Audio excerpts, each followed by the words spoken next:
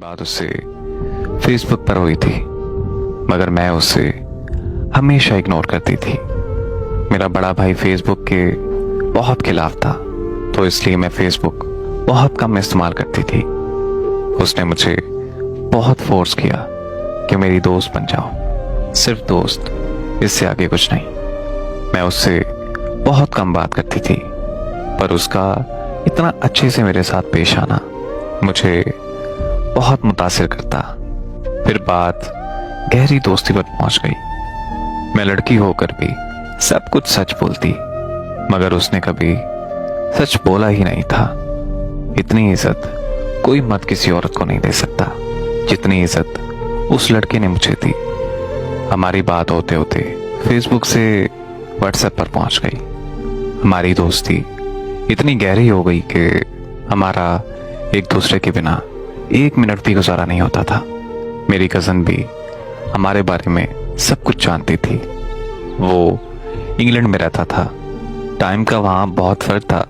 वो अपने बिस्तर से बाद में उठता था, पहले मुझे मैसेज करता था, फिर नाश्ता बनाते बनाते काम पे जाते हुए भी बात करना, क्योंकि काम के दौरान कॉल पर बात करना उसके लिए बहुत मुश्किल होता था। फिर रमज़ान आ गया।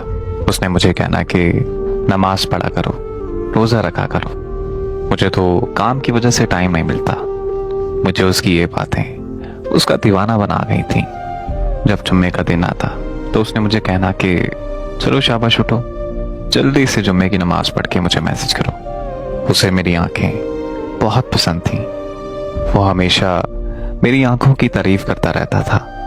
माह रमज़ान गुजरा तो ईद आई, और ईद के रोज़ उसने मुझे थोड़ी सी लेट कॉल की। कहता कि नमाज पढ़ी, फिर दोस्त नाराज थे तो उनके पास चला गया। पहले तो मैं बहुत नाराज हुई उससे, लेकिन फिर ईद का दिन था तो इस वजह से मैं जल्दी मान गई। मेरा और उसका साथ बहुत अच्छा गुजर रहा था। मैं जब भी नाराज हुआ करती थी तो अपना नेट ऑफ कर दिया करती थी। अक्सर वो मुझे कहता था कि तुम नाराज हो जाती हो, अगर मैं मर गया तो तुम्हें कैसे पता चलेगा। तो मैं उसे कहती थी कि कोई किसी के लिए नहीं मरता। फिर उस सब के बाद मैंने उसे कहा कि छोड़ दो मुझे बेनाम रिश्ते नहीं पसंद। फिर उसने कहा कि मुझे मोहब्बत है तुमसे।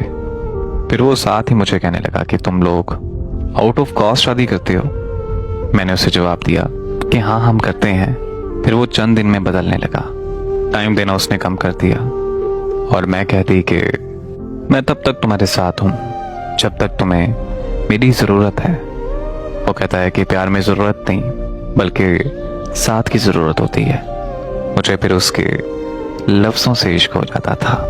फिर मैं एक दिन उससे नाराज़ हुई क्योंकि उसने मुझे छूने की बात की कि मेरा दिल चाहता है कि मैं तुम्हें छूऊं। मुझे उसकी इस बात पर बहुत गुस्सा आया। पहली दफ़ा था कि किसी ने ऐसी बात की मुझसे। मैं उससे बहुत नाराज़ हो गई और मैंने सुबह से रात तक अपना नेट ऑफ कर दिया। उसने मुझे कहा कि एक दफ़ा मेरी बात तो सुन लो। उसने माफ़ी मांगी तो मैंने माफ़ कर दिया। मेरे माफ़ करने पर भी वो मेरे साथ कुछ ना कुछ गलत बात कर जाता था। वक्त भी कम देना शुरू कर दिया उसने। मैं अगर उससे लड़ती तो वो मुझे कहता कि वर्क प्लेस बदला है, जिसकी वजह से मुझे काम ज़्यादा मिलता है, जिसकी वजह से मैं तुम्हें टाइम नहीं दे पाता। एक दिन नाराज़गी इतनी ज़्यादा थी कि मैं उससे बात नहीं कर रही थी, बस उसे हाँ ना में जवाब दे रही थी। उसने मुझे डांटा तो मुझे रोना आ गया। फिर वो मुझे मनाने लगा। जब मैं मान गई तो वो नाराज़ हो गया। उसने गुड नाइट कह के अपना नेट ऑफ कर दिया। मैंने उससे नंबर पर कॉल की तो उसने मुझे कहा कि मुझ में हिम्मत नहीं है बात करने की, हम सुबह बात करेंगे। मुझे रोता हुआ देखकर वो पूरी तरह समझ गया कि मैं उसके प्यार में पूरी तरह पागल हो चुकी हूँ।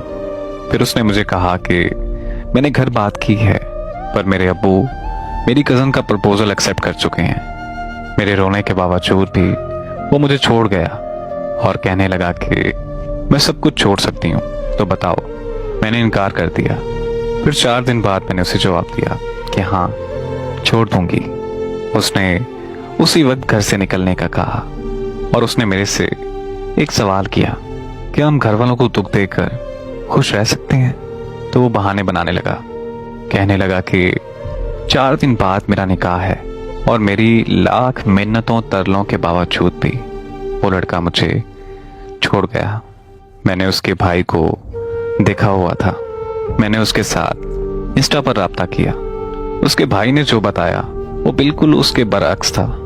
जो वो मुझे बता रहा था कि मेरा 4 दिन बाद निकाह है, उसके भाई ने मुझे बताया कि ऐसी तो कोई बात घर में नहीं हुई और ना ही मेरे भाई का निकाह हो रहा है। जब मैंने उससे राब्ता किया तो मैंने उसे बताया कि मैंने तुम्हारे छोटे भाई से बात की, तो उसने तो मुझे बताया कि तुम्हारा कोई निकाह नहीं हो रहा और ना ही तुम्हारे निकाह की बात घर में हुई है।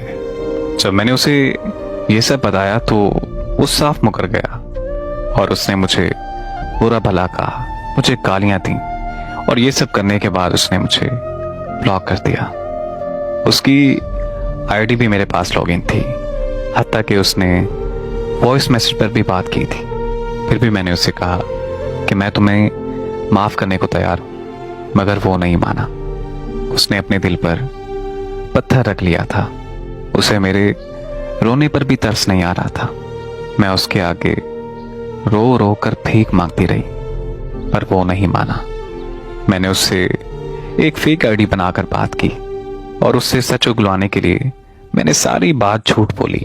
और फिर जब पूछा तो कहने लगा, अगर अब तुमने मेरे किसी भी रिश्तेदार से राब्ता किया तो मैं ये भूल जाऊंगा कि मेरा तुम्हारे साथ रिश्ता क्या था, और तुम्हारी जितनी भी तस्वीर हैं वो सारी मैं फेसबुक पर अपलोड कर दूंगा। उसने गुस्से से बोला, क्यों मेरे रिश्तेदारों के सामने, मेरे जानने वालों के सामने मेरी सारी इज्जत खराब कर रही हो।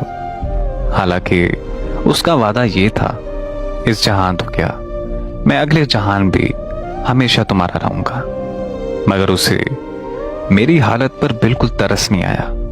उसने दूसरी बार मुझे गालियां दी, मुझे बुरा भला कहा, मुझे बद किरदार कहा और ये सब कहने के बाद मुझे हर जगह से ब्लॉक कर दिया और यूं ही मुझे लावारिसों की तरह मरने के लिए छोड़ दिया। आज मैं 22 साल की उम्र में एक ब्लड प्रेशर की मरीजा बन चुकी हूँ। अचानक से बेहोश हो जाती हूँ। उसे मेरी हालत का पता भी है कि मैं आज किस तकलीफ से गुजर रही हूँ, मगर फिर भी उसने आज तक मुझे मुड़कर नहीं पूछा और आज वो किसी और के साथ राब्ते में है। मैंने उसके दूसरे नंबर पर मैसेज किया तो उसने मुझे पहचानने से साफ इनकार कर दिया, और तो और उसने अपने गांव का भी नाम सही नहीं बताया था। आज मैं जिस तकलीफ से गुजर रही हूँ ये मैं जानती हूँ या मेरा रब जानता है। बस अब मैं इंतजार में हूँ कि मेरे अल्लाह ने मकाफात अमल भी ऐसे ही लोगों के लिए बनाया है।